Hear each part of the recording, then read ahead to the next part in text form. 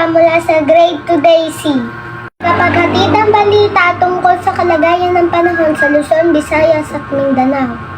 Mainit at malinsangang weekend. Asahan. Bahagyang gumalaw ang high pressure area pero tuloy-tuloy ang pag-iral ng easterlies o yung mainit na hangin.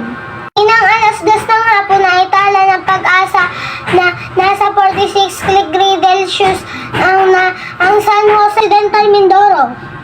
As Pag-asa weather, ilan sa may pinakamataas sa init factor. Pa naman ay may 40 to 42 degree Celsius.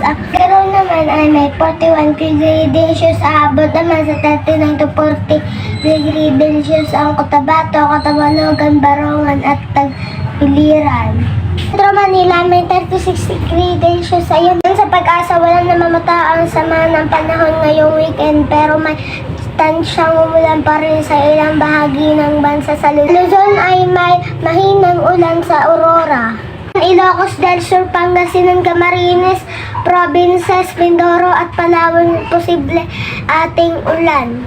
Metro Manila natatatinig mababa ang tansya ng ulan pero maging handa pa rin malaking bahaging Visayas at Mindanao ang uulan may malakas na ulan lalo na sa Sabado kaya babala sa posibleng pagbaha.